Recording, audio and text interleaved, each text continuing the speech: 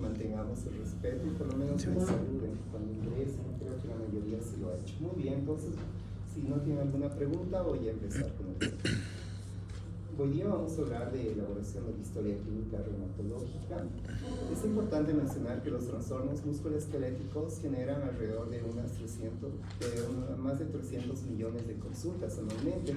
Por ejemplo, las cifras en Estados Unidos, alrededor de unos 52 millones de personas que asisten a las consultas son diagnosticadas con algún tipo de artritis a lo largo de un año. Esto representa la quinta parte de su población.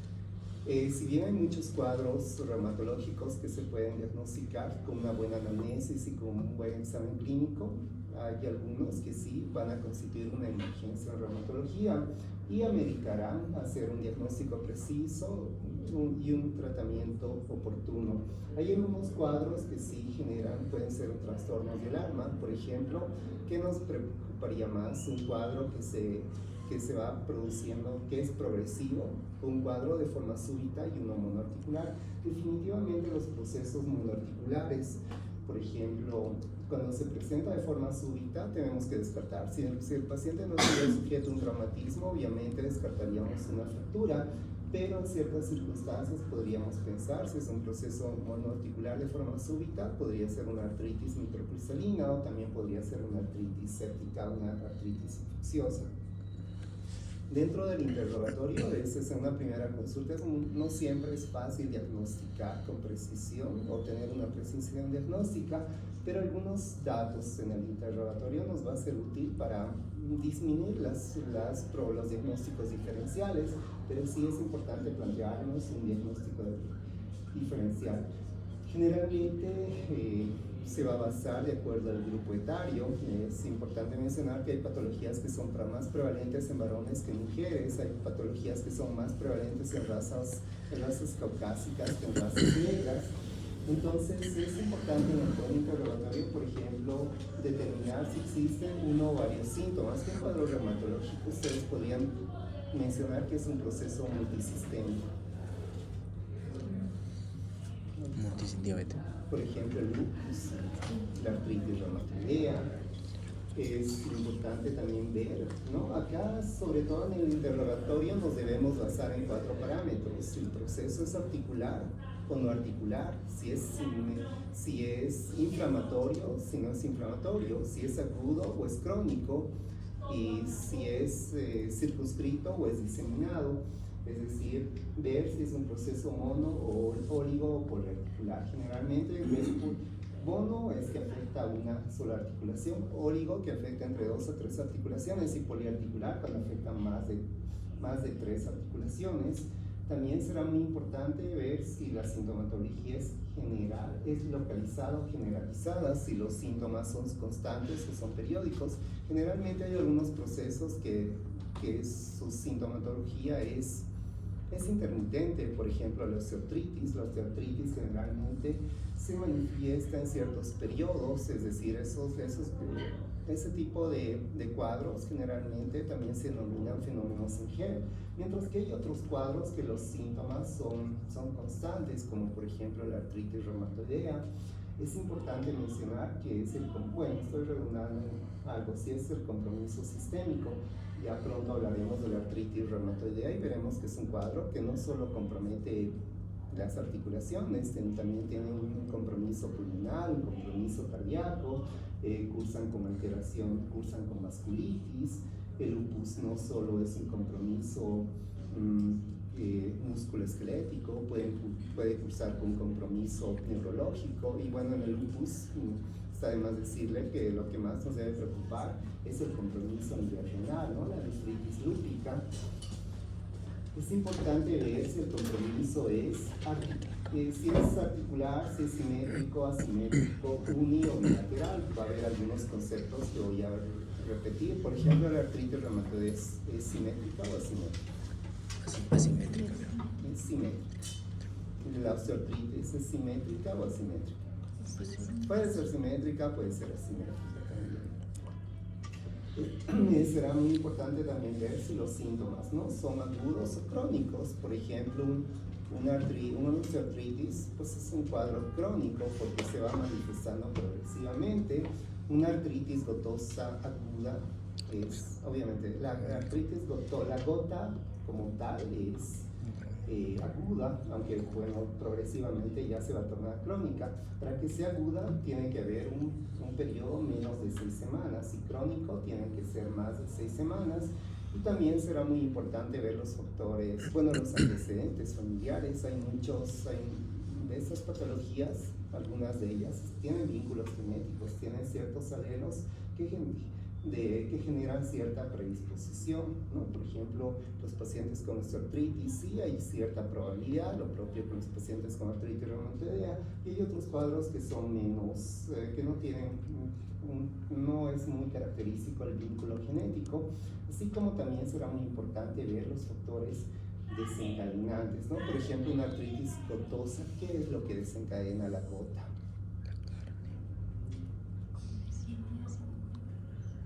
Bueno, obviamente ustedes no les ha dado y no creo que les dé tampoco, pero bueno, el consumo, por ejemplo, el consumo de alcohol.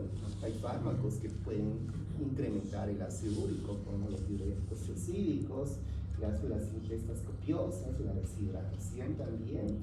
Y también será muy importante la actividad de esta enfermedad. Hay cuadros que realmente sí van a ser discapacitantes y, bueno, y consecuentemente pueden generar una alteración, bueno, cierta discapacidad. Y es importante ver si es local o generalizada. Entonces, generalmente un paciente con una patología reumática va a acudir a la consulta o va a presentar en su sintomatología el dolor, va a presentar la rigidez. Esta rigidez puede ser constante. Los claros ejemplos de la artritis reumatoidea, esta rigidez es por encima de 1 hora, las osteoartritis son por debajo de 1 hora. Consecuentemente, el dolor y la rigidez en cualquier persona le va a generar angustia, sobre todo si las personas son mayores, y generalmente en los procesos inflamatorios el cuadro tanto va a haber limitación funcional tanto frente a los movimientos activos como los movimientos pasivos, no tanto en los procesos no inflamatorios. Bueno, esta imagen nunca le he tomado en cuenta, simplemente la utilizo como referencia para ver alguna sintomatología que puedan, algunos ejemplos. Por ejemplo, la rigidez matutina en los procesos inflamatorios, como el claro ejemplo de la artritis reumatoidea, que es más de 30 minutos, y en los procesos no inflamatorios, es decir, en los procesos degenerativos como la osteoartritis, es menos de 30 minutos, y en los procesos no articulares es menor aún. Antes de decir qué estructuras la pregunta que les quisiera hacer, ¿qué estructuras son articulares y cuáles no son articulares? Por ejemplo, ¿cuáles podrían ser estructuras articulares? La membrana sinovial, el líquido sinovial, el cartílago sinovial. Ahí podría tomar en cuenta estas preguntas que no van a estar en las diapositivas, pero sí están en el libro, como por ejemplo las preguntas de recuperación de saberes. Entonces, decía la membrana sinovial, el líquido sinovial, el cartílago sinovial, el ligamento intraarticular y el hueso subcondral. ¿Y qué estructuras son extraarticulares? Los ligamentos extraarticulares, los tendones, las bolsas, la fascia, los nervios, los vasos, el hueso y el músculo. Entonces, bueno, los síntomas constitucionales. Generalmente los artritis no tienen una gran síntoma. Bueno, salvo el compromiso articular, pero después no tienen otros síntomas como puede tener la artritis, los procesos inflamatorios, ¿no? Los procesos inflamatorios, por ejemplo,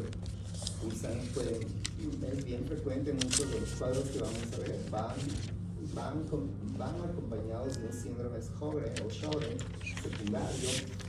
También la presencia y el compromiso cardíaco. Vamos a ver reumatología, que hay varios cuadros reumatológicos que sí tienen compromiso cardíaco. El dolor incapacitante generalmente es más característico en los procesos inflamatorios. Generalmente en los procesos degenerativos es posterior al uso prolongado.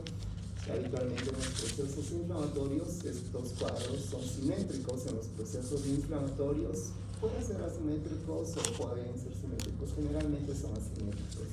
Y el compromiso multisistémico es más frecuente en los procesos inflamatorios. Entonces, es importante indagar si el proceso es inflamatorio o no inflamatorio, porque no toda la patología muscular es inflamatoria. Entonces, en los procesos inflamatorios tenemos que ver de acuerdo al grupo etario. Por ejemplo, esos procesos inflamatorios puede ser secundario a un proceso infeccioso.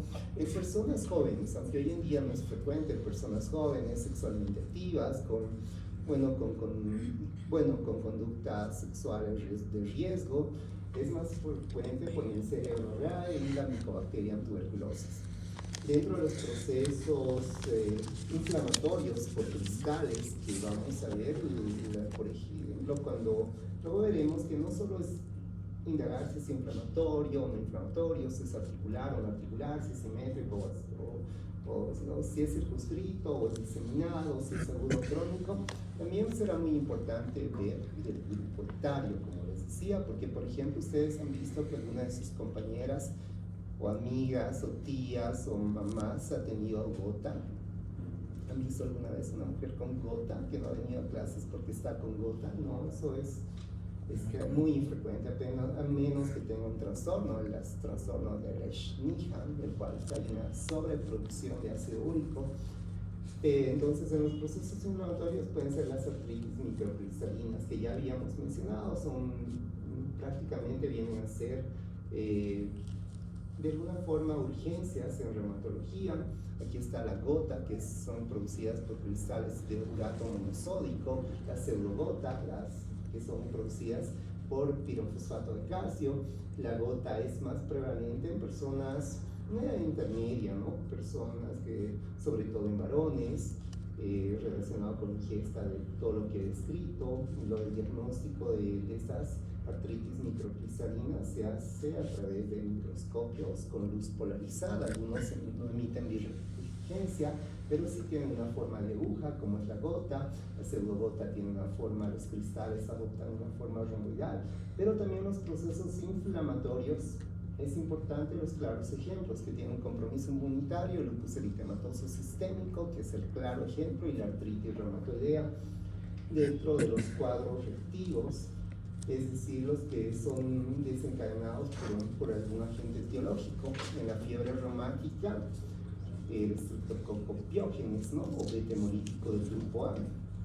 Y el síndrome de Reiter. Este síndrome, quizás alguien sabe cuál es la triada de Reiter, pero bueno, esta triada ya está un poco obsoleta. Se describía en soldados de la Segunda Guerra Mundial que cursaban con diarrea, que cursaban con artritis y cursaban con conjuntivitis, ¿no? La triada de Reiter, que está relacionada con algunas bacterias, con la clamidia, con la salmonella, con el campylobacter, con la yersinia, y puede ser procesos idiopáticos, es decir, cuya etiología no está determinada.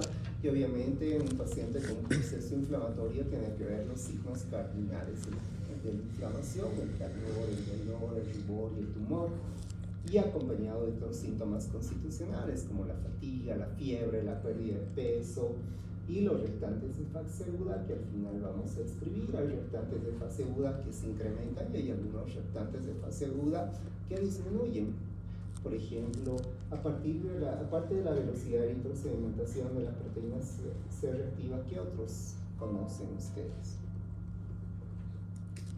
Está también la ferritina, la celuloplasmina, la aptoglobulina, y hay otros reactantes que disminuyen de estos procesos. Uno es la albúmina y otro es la transferrina.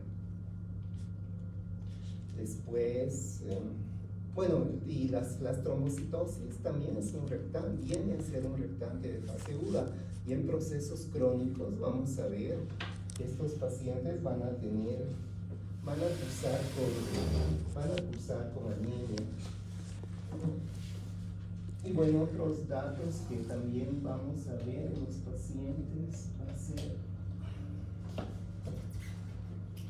va a ser que algunos van a tener otro tipo de sintomatología, como por ejemplo los pacientes van a cursar con con fatiga, pueden cursar con rigidez prolongada.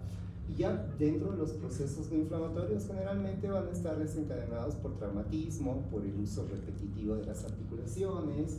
Dentro de los traumatismos, el mayor compromiso que acuden con mayor frecuencia a consulta son el síndrome del manguito rotador, ¿no?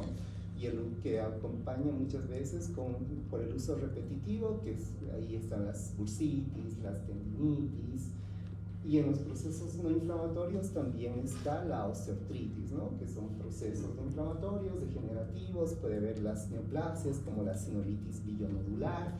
Generalmente en los procesos no inflamatorios también puede estar descrita la fibromialgia, ¿no? La fibromialgia que es un cuadro de tipo,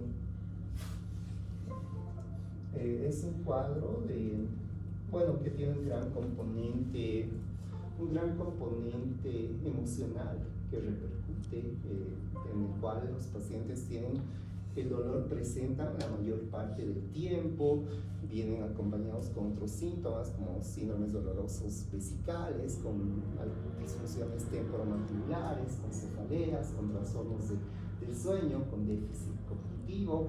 Habitualmente en los procesos no inflamatorios sí hay dolor, pero no es característico la tumefacción, es decir, los signos cardinales del dolor. Generalmente el laboratorio no va a presentar ninguna alteración. Ya hemos hablado de los procesos inflamatorios o no inflamatorios, que nos va a orientar más o menos a disminuir las probabilidades diagnósticas que puede tener el paciente de la consulta. Entonces, en los procesos articulares es muy importante mencionar que el dolor va a ser localizado, va a ser profundo, y tanto en los movimientos activos como pasivos de estar presente. En los procesos no articulares, generalmente solo el dolor se va a manifestar frente a los movimientos activos, ¿no? Y son estructuras articulares adyacentes, y en los procesos articulares generalmente puede haber una deformidad en la articulación. Esta deformidad puede ser consecuencia de un derrame articular, puede ser una consecuencia de una hiperplasia sinovial, o puede ser consecuencia de una hipertrofia ósea. En los procesos no articulares generalmente no es característico, ocasionalmente podrían tener edema, pero no es característico la crepitación o la rigidez o la deformidad de la articulación.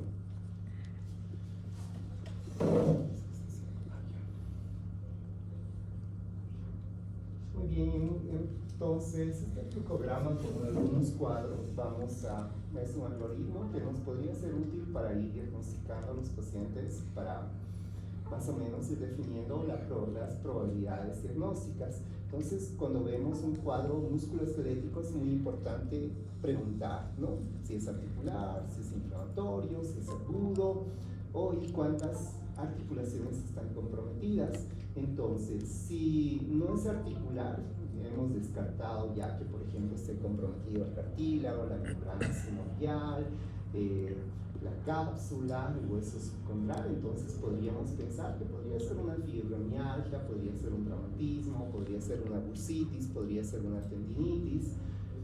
Si es articular, entonces será primero preguntarnos si es un proceso agudo o crónico. Si es menor de 6 semanas, entonces ahí tenemos que pensar primero, descartar las artritis infecciosas o sépticas, las artritis microcristalinas, las fracturas o las artritis reactivas, ¿no?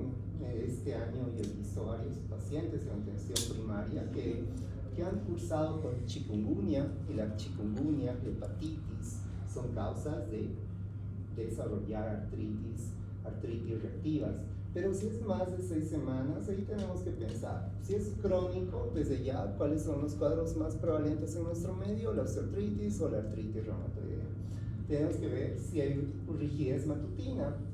Si es prolongada, ya nos va a orientar a que podría ser una artritis reumatoidea. Si hay tumefacción, si hay sintomatología generalizada, si si hay elevación de los restantes de fase aguda.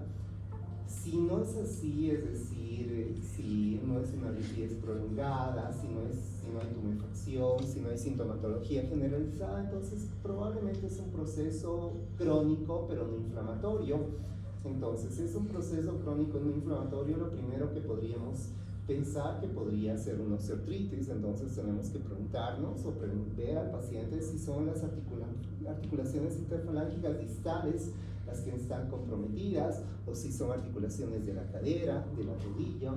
Entonces eso sí podría ser una osteoartritis, pero si no es evidente que estén afectadas estas articulaciones, podríamos pensar otros cuadros que son realmente muy poco frecuentes, como la artropatía de Charcot o como la osteonecrosis, que la osteonecrosis a veces puede ser desencadenada por fármacos como los corticoides. Si es evidente la artritis inflamatoria crónica por la rigidez, por la tumefacción, por los síntomas generalizados, por los reactantes de fase aguda elevados, tenemos que preguntarnos cuántas articulaciones están afectadas. La artritis reumatoidea, que es el claro ejemplo, porque aquí sí vamos a sospechar lo primero una artritis reumatoidea. Tendría que estar afectadas más, es poliarticular, es decir, más de 3 articulaciones.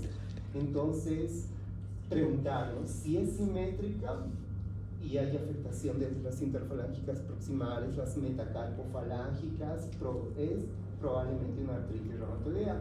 Pero si no es simétrica la afección, podríamos considerar una artritis psoriásica o una artritis reactiva, ¿no? Y en ciertas situaciones podríamos pensar si no están comprometidas estas articulaciones, podríamos pensar que puede ser un lupus eritematoso sistémico. Si están comprometidas entre 1 y 3 articulaciones, tendríamos que pensar que podría ser una artritis psoriásica, una artritis reactiva, de acuerdo al grupo etario, si es un niño menos de 15 años, artritis idiopáticas juveniles, como las formas oligoarticulares, que en nuestro medio son, en América son las razas más frecuentes. Y bueno, sobre todo es importante ver los grupos etarios, ¿no? Por ejemplo, en un adulto mayor, en un anciano, no vamos a pensar que, por ejemplo, podría tener una artritis reactiva por Neisseria gonorrhoeae, ¿no? Es casi improbable. No pensaríamos que, por ejemplo, podría tener una fiebre reumática, porque la fiebre reumática es un cuadro prevalente en niños. Será muy importante ver entonces en personas menores de 60 años, ver si el paciente tiene una actividad que merita el uso de sus articulaciones frecuentemente. Por ejemplo, yo veía pacientes que trabajaban en una fábrica que exportaba puertas que medían 2,5 metros, que cada puerta costaba creo $8,000, que era para los niños, y con frecuencia les veía porque ellos tenían que levantar esas puertas. La gota es exclusivamente en varones. Los cuadros que ven tempranamente, la artritis reumatoidea y el lupus, los procesos que se ven en una persona en una edad intermedia es la gota, ¿no? La gota no solo va a estar en personas en una edad intermedia, y si bien es exclusivamente en varones, la gota, como cuando hablemos de gota, puede estar en pacientes posmenopáusicas, pacientes con hipertensión, relacionado con el uso de la hidroclorotiazida, ¿no? Y obviamente en enfermedad renal también. Entonces, en menos de 60 años, aparte de los procesos que están por el uso repetitivo de las articulaciones, por gota, puede ser artritis reumatoidea, puede ser la artritis psoriásica, que cuando hablemos de artritis psoriásica para el último examen, veremos que es un cuadro que es de muy difícil diagnóstico, ya que las lesiones dérmicas generalmente se manifiestan posteriormente al compromiso articular, no siempre va acompañado, lo cual hace más difícil el diagnóstico.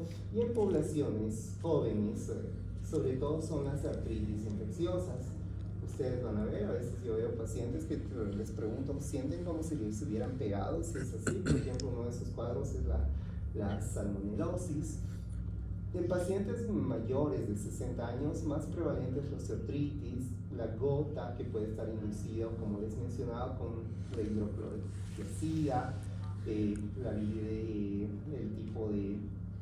tipo de alimentación, la polimialgia reumática, que no vamos a hablar de este cuadro, pero es más prevalente, como la arteritis la arteritis de la temporal, la arteritis de células gigantes, que es más frecuente en las caucásicas, en la cual la velocidad de eritrosidimentación está muy elevada. Un paciente anciano es más susceptible a una fractura osteoporótica. Son pacientes que ya muchos tienen osteopenia, osteoporosis. Lamentablemente, en pacientes ancianos, muchas veces la sintomatología no la tomamos muy en cuenta porque consideramos que es parte de la edad, todos los síntomas que ellos presentan. Y menos frecuente puede ser las artritis sépticas, generalmente del tipo bacteriano, que están expuestos. Entonces, a un inicio ya había mencionado que muchos de los diagnósticos, con una buena anamnesis y un buen examen físico, nos podría dar lugar a un diagnóstico presuntivo y un tratamiento adecuado, ya que pedir laboratorios sin un criterio adecuado, más que ayudar, aparte de que le generas gasto a tu paciente, te va a confundir el diagnóstico. Entonces será muy importante ver las características del paciente, ¿no? La edad, el género, la cronología de los síntomas. No será lo mismo un síntoma que ha aparecido algunos días con un síntoma que ha sido progresivo a lo largo de varias semanas o varios meses, ¿no? Y los factores desencadenantes, ya veremos que hay varios fármacos que utilizamos todos los días que generan un compromiso musculoesquelético. Ya describíamos los procesos, si son mono, oligo o poliarticulares. Esta también nunca tomo en cuenta, simplemente es para ver con qué frecuencia o con qué prevalencia es más frecuente algunas entidades. Por ejemplo, la fiebre reumática, que aquí está mal, este cero está de más. Generalmente la fiebre reumática es un cuadro que es más prevalente en niños, generalmente entre los 5 y 15 años, ocasionalmente aisladamente puede estar presente hasta menos de los 30 años. Tanto el género masculino o femenino es susceptible con ciertos alelos. ¿Alguno de ustedes ha tenido fiebre reumática? Probablemente no, ¿y alguno de ustedes ha tenido faringitis estreptocócicas? Yo creo que la mayoría, todos hemos tenido, pero no hemos desarrollado fiebre reumática porque tenemos dos alelos que nos han generado cierta protección. El lupus es un cuadro que se puede manifestar tempranamente. Alguna vez hago casos clínicos de niñas de 8 años que tienen con lupus. Entonces el lupus es un cuadro que se manifiesta tempranamente, y las artritis idiopáticas, que va a ser la subsiguiente clase que vamos a empezar, y ahí ya hoy día vamos a sortear para los casos clínicos. Las idiopáticas se dan en menos de 15 años habitualmente y es más frecuente tanto en niños como en niñas. Bueno, las idiopáticas generalmente son la mayoría más frecuente en niñas. Solo una, la que está relacionada con entesitis, que es más frecuente en varones. El lupus es más característico de mujeres. Las artritis gonocócicas, más prevalente en varones, es característico de una población joven. El Reiter, que es la triada que después les voy a preguntar para ver si se acuerdan de lo que estoy hablando, que prácticamente hoy en día el Reiter es un término obsoleto, pero hoy en día se refiere a las artritis reactivas, que están desencadenadas generalmente por bacterias. La artritis reumatoidea también es más prevalente entre los 30 y 50 años y es más prevalente en mujeres. La enfermedad mixta del tejido conectivo, que agrupa parte de esclerodermia, de dermatomyositis, de Sjögren, de artritis reumatoidea, de lupus, que es un cuadro de por sí extremadamente poco frecuente, más en mujeres. Esclerodermia también más en mujeres. Como vemos, la mayor parte de los cuadros reumatológicos es más prevalente en mujeres. Sí, algunos, como la espondilitis anquilosante, es más característico, ¿no? Dentro de las espondiloartropatías es más característico en varones, la gota más característico en varones y generalmente se manifiesta a edades intermedias, mientras que la osteoartritis un poco más frecuente en mujeres que en varones, así como la osteoporosis. Muy bien, hay términos que estoy redundando. En la anamnesis entonces ya hemos descrito cuando es un proceso monoarticular de forma súbita. No digo que siempre va a obedecer una artritis microcristalina, una artritis séptica, pero sí tenemos que indagar, ver entonces la extensión, si es circunscrita, es decir, monoarticular o es generalizada, oligo o poliarticular. Generalmente la artritis reumatoidea tiene un compromiso simétrico, mientras que son asimétricos la gota, las espondiloartropatías, la artritis psoriásica o la osteoartritis puede ser simétrico o asimétrico. Generalmente las que están localizadas por encima de la cadera se ve más en la artritis reumatoidea y en osteoartritis. Los que están por debajo de la cadera se ven gota y se ven las artritis reactivas. Los cuadros que comprometen el esqueleto axial, es decir, la columna, generalmente son las espondiloartropatías, las espondilitis anquilosantes, la artritis reumatoidea que generalmente compromete el segmento cervical, así como la artritis psoriásica. Es importante mencionar el vínculo que pueden tener ustedes cuando ven un síndrome de túnel carpiano. Para el túnel carpiano, ¿qué maniobras ustedes hacen? Muy bien. Fallen, ¿no? Fallen. ¿Qué otra maniobra conoces? Ya tienes tu estrellita, por ejemplo. Tinel. El tinel, ¿no? La percusión y el duca, ¿no? Que haces la presión.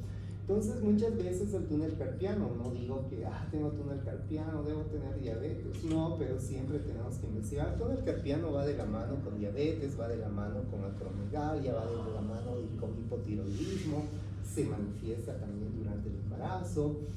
La gota va de la mano de la insuficiencia renal. Ustedes saben desde ya el ácido úrico, como veremos brevemente cuando hablemos de los laboratorios, puede ser un predictor de una enfermedad renal. En el embarazo, el ácido úrico es un predictor de preeclampsia, es un predictor de enfermedad renal.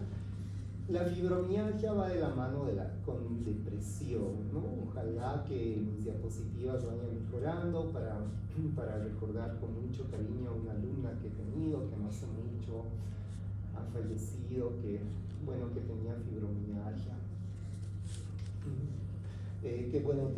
Está de la mano con la depresión. Los pacientes que cursan con miositis, no solo tenemos que pensar en patología, en miopatías inflamatorias, a veces puede ser un dato que forma parte de un cáncer, pacientes que frecuentemente están expuestos a fracturas, vamos a pensar que pueden tener osteoporosis, y los fármacos, que también será muy importante. También será muy importante algunos cuadros que pueden cursar con lesiones en la piel, por ejemplo el exantema malar, que nos orienta al lupus, la distrofia unguial, las placas eritematoescamativas que vamos a ver en las artritis psoriásicas, ¿no? Las placas eritematoescamativas.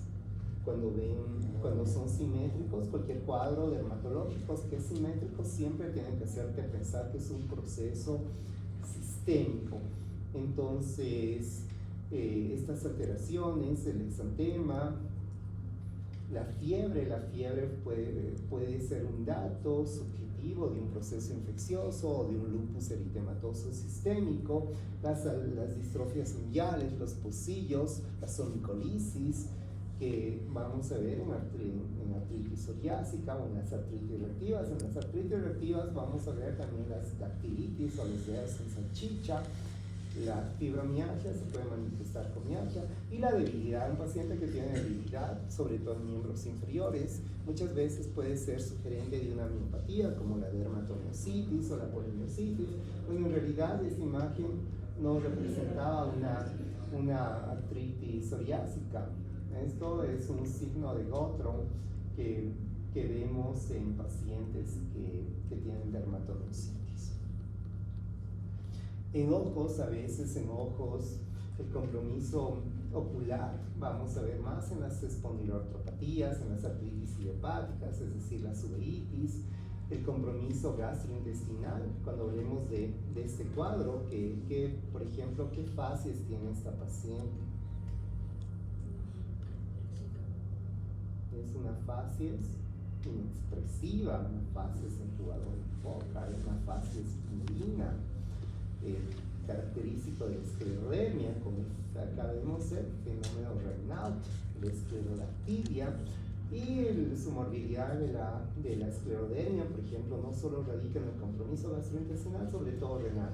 Bueno, esto era para mencionar las alteraciones gastrointestinales. La esclerodermia cursa con el estómago de sandía, watermelon, que genera múltiples alteraciones gastrointestinales a nivel de esta imagen de tiro en blanco, característico que se ve en la enfermedad de Lyme, generalmente en áreas de desastres, en áreas montañosas, de extrema pobreza, y bueno, las alteraciones urinarias, ¿no? Es decir, la uretritis acompañada de artritis, acompañada de conjuntivitis, que estuviera hablando de Reiter, siempre pensar en una artritis reactiva o una gonadotropemia.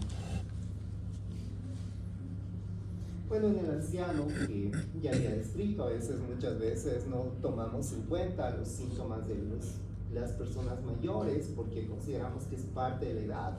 Es importante mencionar que a veces los laboratorios no siempre son muy específicos, ya que hay un porcentaje de la población, hay personas mayores que van a tener los reactantes de fase aguda como el BES, el PCR elevados, y no van a denotar ningún proceso inflamatorio, infeccioso, neoplásico o traumático. Hay pacientes ancianos que van a tener los anti-CCP, anticuerpos antinucleares presentes, pero no van a denotar, no va a ser evidente ninguna entidad reumatológica. Por tanto, es menos fiable a veces los laboratorios. Un paciente anciano es más susceptible a una osteoartritis, es más susceptible a fracturas, puede ser más susceptible a artritis microcristalinas, y en razas caucásicas a la polimialgia reumática, a las vasculitis. Las vasculitis generalmente van de la mano con la artritis reumatoidea. Sí es importante los fármacos, ¿no? Van a ver que muchas veces no tienen compromiso articular, pero son los fármacos que les están produciendo esos trastornos osteomusculares. Por ejemplo, el dolor articular, las artralgias, pueden ser desencadenadas con las quinolonas y con los beta bloqueantes. No solo las quinolonas pueden producir ruptura tendinosa. Yo pensé que esto solo se veía en la literatura, pero yo he visto pacientes que tras tomar ciprofloxacina y hacer actividad física han tenido rupturas tendinosas, sobre todo el tendón de Aquiles. La mialgia, las mialgias, creo que si indagan en su casa es probablemente que quizás sus papás o sus abuelitos están tomando estatinas, y las estatinas pueden producir dolor muscular, y más cuando se combinan estatinas con fibratos, es decir, con el genfibrosilo, no con el fenofibrato, sí puede producir incluso rhabdomiólisis. Entonces los corticoides y las estatinas pueden producir mialgia. Las rupturas tendinosas, no solo las quinolonas, sino los corticoides y también las estatinas pueden producir rupturas tendinosas. La gota no solo es el alcohol, sino también los diuréticos tiacídicos. Han visto parte del tratamiento de hipertensión de primera línea son los diuréticos tiacídicos en dosis bajas. Siempre es importante, soliciten ácido úrico y van a ver que a veces tomando prolongadamente los tiacídicos pueden producir el lupus fármaco inducido, fármacos que se dan en hipertensión, en el embarazo, como la hidralazina, agentes antiarrítmicos como la proclenamida, algunos antibióticos que en dermatología sí aún se utilizan como las tetraciclinas, pueden favorecer, y otros con el lupus subagudo, que incluso estos lupus farmacoinducidos pueden presentar el ANA positivo, pero tras descontinuar el medicamento remite la sintomatología y obviamente los niveles de ANA, es decir, son transitorios. Miren, el omeprazol, los IECAS, el litiazem pueden producir, y algo que también el alopurinol tenemos que tener en cuenta. Muchos fármacos, yo he visto pacientes que hasta el complejo B les tienen alergia. El alopurinol puede producir vasculitis, puede producir una necrosis epidérmica, que bueno, cuando hablemos de aquello vamos a hablar con más detalle. es poco probable que un paciente con una patología reumática se hospitalice, ¿no? Pero va a haber ciertas circunstancias en las que el paciente va a tener que ser hospitalizado. Generalmente hay cuadros como la artritis reumatoidea. Un paciente con artritis reumatoidea está utilizando corticoides, puede estar utilizando productos biológicos, y esto favorece el mayor riesgo de infección. Los productos biológicos también, los que inhiben el factor de necrosis tumoral, ciertas interleucinas, también pueden favorecer a las neoplasias. Y también la artritis reumatoidea, por ejemplo, su morbilidad no radica en el compromiso osteomuscular, sino radica en el compromiso, en el gran riesgo cardiovascular por las tormentas de citocinas a las cuales está expuesto. Habitualmente un paciente se puede hospitalizar por una artritis aguda inflamatoria cuando hay un proceso generalizado, febril y sin un diagnóstico determinado. También se hospitalizan por trastornos musculoesqueléticos, cuando concomitantemente se pueden presentar otra enfermedad, o cuando hay un deterioro de estas enfermedades, por ejemplo un paciente con lupus. Y es importante también valorar que muchas veces el paciente hospitalizado puede cursar con episodios episodios de gota por la inactividad, por la deshidratación. Y cuando sospechas en gota, cuando sospechas en artritis séptica, siempre tienes que hacer una artrocentesis, ¿no? Para descartar. Bueno, primero indagar si hay un derrame articular, ¿no? Tampoco vas a hacer una artrocentesis y ya veremos qué métodos tendríamos que recurrir. Entonces, en la exploración física es muy importante ver la estructura que está afectada, la magnitud del compromiso, la naturaleza, lo que ha podido favorecer. Por tanto, es muy importante la inspección, la palpación, ¿no? Ver los signos cardinales de la inflamación, ver el arco de movimiento, es decir, es el arco en el que se desplaza una articulación diartrodial, ver el grado de contractura, el grado de crepitación, que generalmente a las maniobras de flexo-extensión vamos a poder determinar el tejido articular, ver si el aumento de volumen, es decir, la deformidad que puede estar favorecida por lo que hemos dicho, por un derrame articular, que el signo del témpano nos podría ser útil para indagar por una hiperplasia sinovial o por una hipertrofia ósea.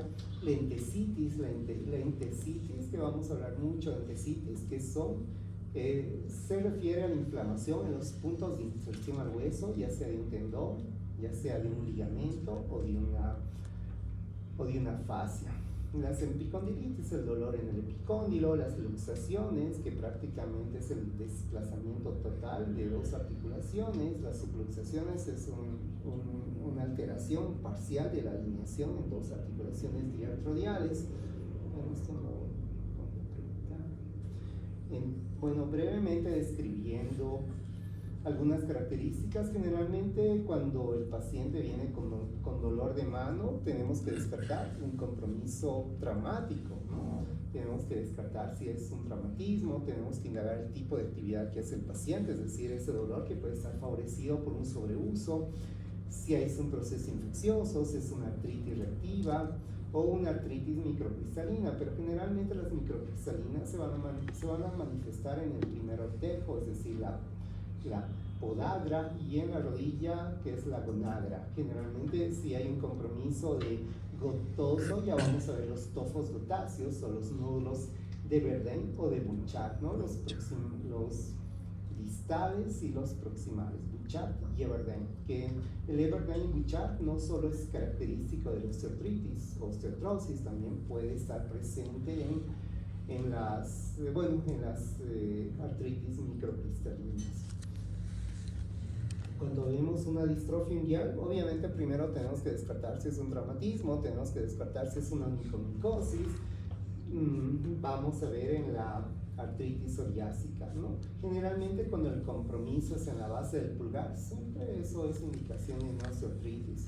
Tenemos que indagar si hay un compromiso poliarticular, si compromete las metacarpofalángicas, las interfalángicas proximales, si hay alteraciones que vemos, es decir, el teclado pianista, el cuello de cisne, la deformidad del botonero, que vemos en la artritis reumatoidea. las dactilitis, es decir, los dedos en salchicha. Cuando vemos dedos en salchicha siempre puede denotar espondilocropatías, es decir, vemos en la espondilitis anquilosante, vemos en la artritis psoriásica, vemos en las artritis reactivas, y también podemos ver en la esclerodermia. Cuando vemos el dolor en la base de, cuando vemos un dolor a nivel radial, que es muy sensible, es muy importante hacer el Filkinstein, ¿no? El Filkinstein, llevamos el pulgar hacia la cara palmar, lo cerramos y hacemos una desviación cubital, y eso va a exacerbar el dolor. Entonces el Filkinstein es muy importante para indagar la stenosinovitis de Kervine. El túnel carpiano, como su compañera mencionaba, el Palen o el Palen, el Tinel y el Durkheim, que es la presión que se hace a nivel del nervio mediano, y la representación, la parestesia que presentan los primeros 3 dedos y la mitad del cuarto dedo, nos orientaría a un túnel carpiano. El dolor de hombro, cuando vemos un dolor de hombro, generalmente siempre tenemos que pensar en un síndrome de manguito rotador. Ojo, determinar que el patrón sea localizado, porque a veces este dolor puede ser referido o irradiado. Este dolor podría formar parte de un síndrome coronario agudo, podría formar parte de un tumor de Panquas, que son tumores del vértice del pulmón, podría estar relacionado con patología biliar o con patología diafragmática. Por tanto, todo aquello es muy importante. Tenemos que hacer maniobras como la maniobra de Nerz para delimitar si evidentemente están comprometidos. Son cuatro tendones los que permiten sostener el omóplato a la parte externa del húmero. Es el supraespinoso, el infraespinoso, el redondo menor y el subescapular. Generalmente el tendón que más se compromete es el supraespinoso, ¿no? Es el que más está comprometido. También en el compromiso de las rodillas, no todo dolor en rodilla representa una gonartrosis. Tenemos que descartar obviamente los procesos intraarticulares, es decir, la osteoartritis o la artritis reumatoidea. Es muy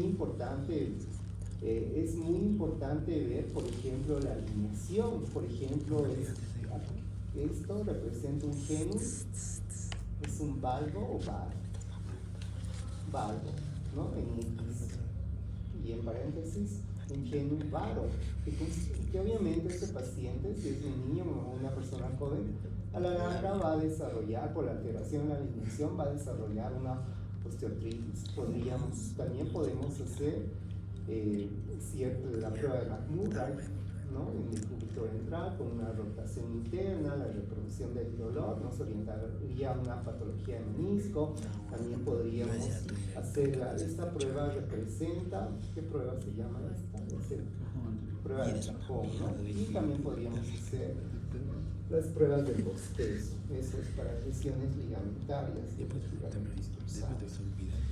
el dolor de cadera no siempre podría representar una neuralgia del ciático, a veces podría representar una bursitis trocanteria, un proceso degenerativo de la columna lumosacra. Bueno, y finalmente las pruebas de laboratorio. Ya me había mencionado que los laboratorios no tenemos que utilizar de forma indiscriminadamente, porque si no tenemos un diagnóstico presuntivo, lo único que nos va a hacer confundir, va a generar mucho gasto. Cuando sí es importante hacer las pruebas de laboratorio, cuando sí son procesos monoarticulares, ¿no? Que prácticamente vienen a ser trastornos de alarma, cuando son procesos traumáticos, cuando hay un compromiso neurológico, cuando hay síntomas crónicos que probablemente no han respondido al tipo de terapéutica que hemos realizado, cuando tienen manifestaciones generalizadas. En el laboratorio, básicamente, cuando solicitamos un laboratorio de cualquier paciente, siempre debe ir precedido de un hemograma. En este caso, sí pedir los rectantes de fase aguda. Miren, en los rectantes de fase aguda, la velocidad de retrosedimentación prácticamente ya son 101 años en los que ya se utiliza la velocidad de retrosedimentación. Los restantes de fase aguda, una vez más para recordar, para los que asisten, porque las notas buenas van a estar en los que asisten, eso seguro, y los que no asisten probablemente son las notas bajas. Restantes de fase aguda, entonces, es el BES, la velocidad de sedimentación, la proteína C reactiva. Recuerdan que más he dicho, las plaquetas, la trombocitosis también deben ser un reactante de fase aguda, la ferritina, la ceruloplasmina, la aptoglobulina, la alfa-1 antitripsina. Son los reactantes que se incrementan. Y los que disminuyen, había mencionado que uno era la albúmina y otro era la transferritina. Esos disminuyen. ¿En qué circunstancias van a estar incrementados? En procesos infecciosos, procesos inflamatorios, procesos neoplásicos, procesos traumáticos en el embarazo se pueden incrementar en las hiperlipidemias, pueden estar incrementados en pacientes ancianos, pueden estar incrementados también en enfermedad renal. Entonces, no solo una vez, implica que puede hacer este tipo de cuadros. Miren, la velocidad bueno, primero hablaré de la velocidad, de la proteína C reactiva. La proteína C reactiva prácticamente ya va a cumplir, bueno, más de 95 años y está presente. Se pudo determinar esta proteína en el suero de pacientes que presentaban un proceso inflamatorio.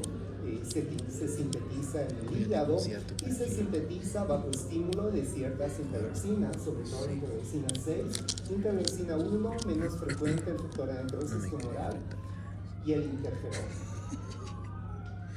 El PCR tiene grandes propiedades. Eleva sus concentraciones en un periodo de 8 horas. En 8 horas, en un proceso inflamatorio ya está elevado y remite en un periodo de 48 horas. Mientras que la velocidad de microsedimentación requiere más de 48 horas de elevarse y alrededor de 10 días para volver a sus niveles normales.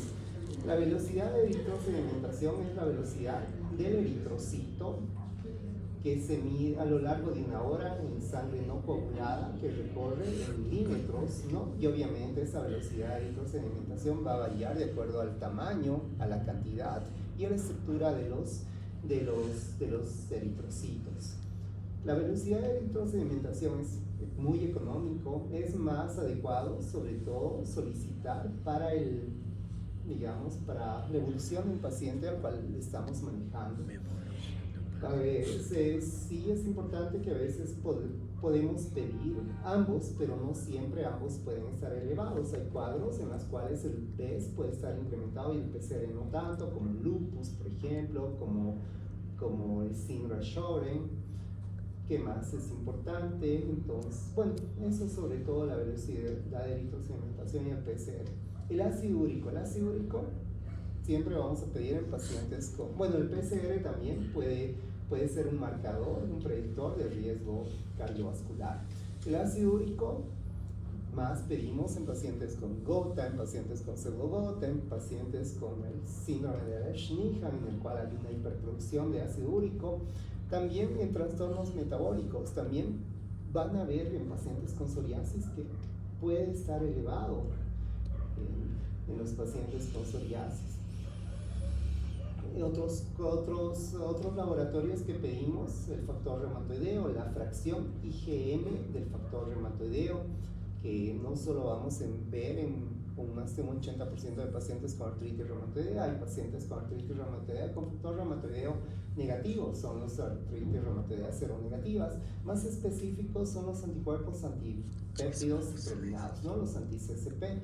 También podemos ver otros marcadores. En otros pedimos anticuerpos antinucleares, si bien hay anticuerpos específicos, pero que carecen de correlación clínica, salvo en la nefropatía lúpica, como el anti-SNP. Hay varios, ¿no? Los anti-DNASA, y hay otros marcadores que podemos pedir, los anti-ROL, los anti-LA, anticuerpos antifosfolipídicos, que bueno, eso va a variar de algunas características clínicas, los anticuerpos anticitoplasma del neutrófilo y el ASTO. El ASTO pedimos en pacientes, yo pido por ejemplo en niños que tienen periodos de faringitis recurrentes, hipertrofias alveolares, las características de las artritis que había olvidado. Aquí aprovecho de mencionar que el compromiso articular no solo puede haber en los artrosis que pueden presentarse de forma intermitente, ese fenómeno en gel. Hay algunos cuadros, como la fiebre reumática, que siempre ha sido pregunta de examen. Yo en examen de grado también varias veces pregunto. El patrón de afectación articular en la fiebre reumática es un patrón migratorio, es decir, que un día está el dolor, por ejemplo, en la rodilla, al día siguiente está en el tobillo. Pero el patrón migratorio no solo vemos en la fiebre reumática, también el patrón migratorio tiene las artritis virales y las artritis reactivas y las artritis gonocócicas también. Entonces, el factor reumatoideo, la fracción IgM del factor reumatoideo puede estar presente en la artritis reumatoidea, pero no solo en la artritis reumatoidea, puede estar presente en el lupus, puede estar presente en el Sjögren, puede estar presente en la enfermedad mixta, puede estar presente en la esclerodermia, en las dermatomiositis, en la crioglobulinemia, pero también esta fracción del factor reumatoideo no solo vamos a encontrar en enfermedad, en patología musculoesquelética, es decir, en colagenopatías. También podemos encontrar en pacientes con tuberculosis, pacientes con lepra, con hepatitis crónicas. Eso también es muy importante. Por ejemplo, el BDRL, pruebas no treponémicas, pueden dar falsos positivos en pacientes que, por ejemplo, tienen lupus. Bueno, y la artrocentesis, entonces ya había descrito que la artrocentesis, ¿cuándo vamos a recurrir a una artrocentesis? Generalmente en procesos monoarticulares que se presenten de forma súbita y que pueden representar una emergencia en reumatología. Obviamente, ante la sospecha de una artritis microcristalina, una artritis séptica, tenemos que indagar si hay un derrame articular, haciendo el signo del témpano. A veces, si es un niño, directamente no haríamos la artrocentesis. Inicialmente podríamos solicitar una ecografía. En la artrocentesis no nos es muy útil la cantidad de glucosa, la cantidad de deshidrogenasa. Acá sobre todo nos va a ser útil la celularidad, la viscosidad, el color del líquido sinovial, que viene a ser un ultrafiltrado del plasma, ¿no? Entonces, ¿cuándo vamos a recurrir a hacer una aspiración al líquido sinovial? Sobre todo en ciertas situaciones como una monoartritis, ¿no? Generalmente aguda o a veces crónica, frente a un traumatismo, ¿no? En el cual es evidente un derrame articular. Podemos hacer también en pacientes en los cuales sospechamos una infección o una artritis microcristalina o una hemartrosis. Entonces, es muy importante analizar. Los glucosaminoglucanos van a dar esa viscosidad que habitualmente en condiciones normales, y si hiciera una artrocentesis alguno de ustedes, al absorber probablemente la celularidad fuera menos de 200 células a predominio de mononucleares, y al recorrer la aguja, ese líquido sinovial tendría un color pajizo, un color claro, y generaría cierta filancia, ¿no? Por la viscosidad, mientras que el proceso infeccioso o microcristalino, probablemente el líquido va a ser un líquido turbio, poco viscoso o hemorrágico. Entonces, sí, hay que indagar. Una vez que hacemos la artrocentesis, si es hemorrágico el derrame, obviamente si es hemorrágico tenemos que descartar que puede ser un traumatismo, puede ser alguna discrasia sanguínea. Si no es hemorrágico, ver indagar si es un proceso inflamatorio o no inflamatorio. ¿Cuándo es inflamatorio? Cuando la celularidad es por encima de los 2000, generalmente ronda entre 50.000 a 100.000. Cuando es más de 100.000, casi es un hecho que es una artritis infecciosa. Entonces, si los leucocitos, predominan mononucleares, es menos de 2000, tenemos que pensar que es una osteoartrosis, un traumatismo, pero si es más de 2000, tenemos que pensar que es una artritis inflamatoria o una artritis séptica. Si el porcentaje de polimorfonucleares es más del 75%, tenemos que descartar si hay cristales. Obviamente, si hay cristales frente a un microscopio de luz polarizada, que vamos a ver esos cristales en forma de aguja en la gota, en forma romboidal en la pseudogota, esto no es muy probable que sea una artritis microcristalina. Pero si no hay cristales y el porcentaje predomina polimorfonucleares, tendríamos que hacer pues un cultivo, ¿no? Una tinción de Gram para confirmar. Si es más de 50.000 leucocitos, probablemente es una artritis séptica. Muy bien, el diagnóstico por imágenes. En las enfermedades articulares es muy importante. Por ejemplo, en procesos agudos una radiografía podría ser útil, no mucho, a menos que sea un traumatismo, ¿no? Para descartar una fractura, una fisura, pero una radiografía simple nos puede denotar, por ejemplo, una tumefacción de las partes blandas, ¿no? Eso denotaría una inflamación. Nos podría orientar a una desmineralización yuxarticular, nos podría orientar a la presencia de calcificaciones o una disminución del espacio articular, de ahí ya pensaríamos en un proceso degenerativo. Nos podría demostrar la presencia de erosiones, la fusión ósea, es decir, las anquilosis, neoformaciones o los quistes subcondrales. Entonces, una radiografía puede mostrar una tumefacción, la desmineralización, los quistes subcondrales, las calcificaciones, la disminución del espacio articular, las anquilosis o las neoformaciones óseas. Por tanto, acá no fuera útil para, por ejemplo, indagar un derrame articular, indagar una artritis infecciosa. En todo caso, la ecografía, cuando valoramos patología de hombro, es más probable que nos encontremos con un síndrome de manguito rotador. Por tanto, una ecografía sería más útil, en la cual nos orientar una tendinitis, una tenosinovitis, una bursitis, o también las neuropatías por atrapamiento, también para un quiste, pues es tan frecuente ver los quistes sinoviales, es una buena alternativa, o los desgarros o las rupturas del manguito rotador. Y también la ecografía puede ser útil para ver la presencia de los depósitos de cristales, pero la ecografía Doppler es más útil, orienta con mayor precisión a la presencia de una sinovitis o la presencia de erosiones óseas. Alternativamente, las gammagrafías son útiles habitualmente la gammagrafía más se utiliza en pacientes con cáncer de próstata, por ejemplo, ¿no? Para ver los focos metastásicos. Entonces, es más útil para ver las neoplasias, la enfermedad Paget, y sobre todo en las poliartragias no diagnosticadas. Hay otras que utilizan métodos Fundario, que también son útiles para descartar artritis inflamatorias, procesos infecciosos, procesos neoplásicos o osteomelitis.